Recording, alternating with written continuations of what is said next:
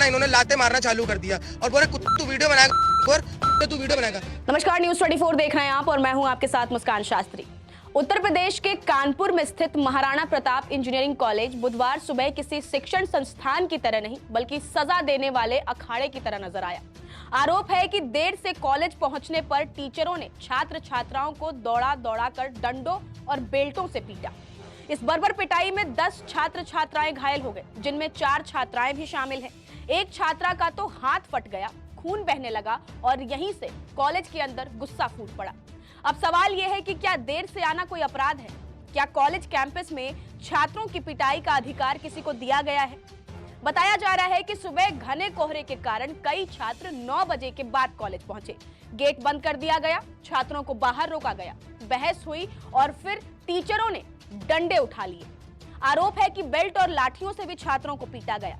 क्या यही है प्रोफेशनल कोर्स की शिक्षा? क्या बीटेक, बीबीए और बीसीए की क्लास में अब डंडा सिलेबस का हिस्सा है? 4 छात्राएं मुस्कान, अंजलि, अंशिका और अनन्या घायल हो गई। मुस्कान का हाथ डंडे से फट गया और सवाल यह है कि क्या छात्राएं अब कॉलेज में भी सुरक्षित नहीं है?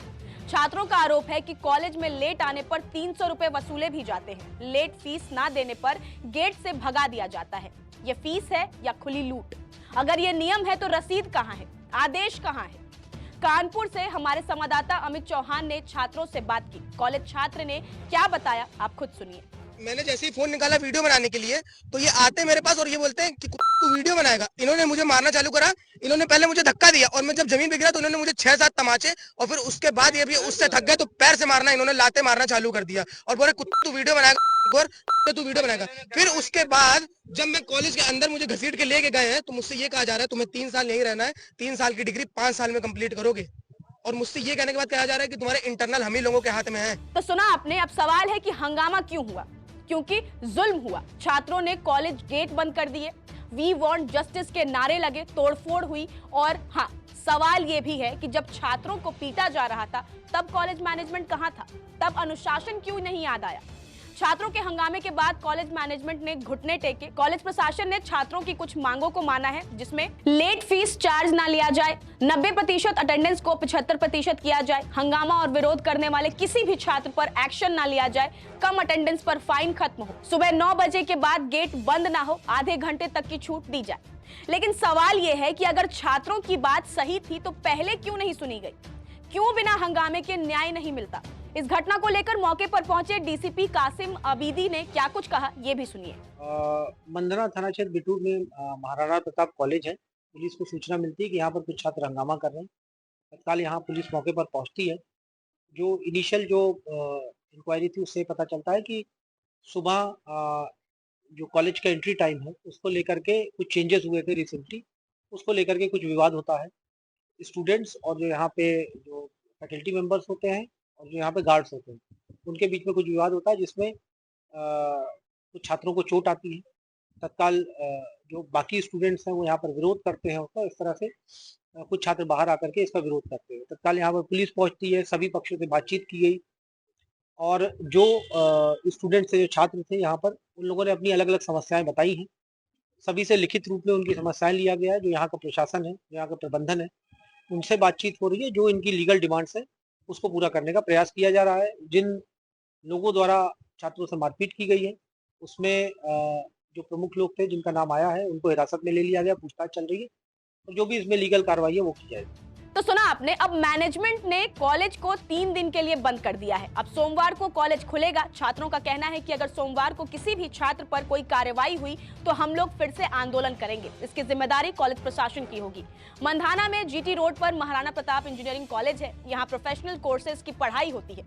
कॉलेज में क्लासेस सुबह 9 बजे से शुरू होती हैं। बीबीए, बीसीए और बीटेक के कई छात्र बुधवार सुबह 9 बजे के बाद कॉलेज पहुंचे।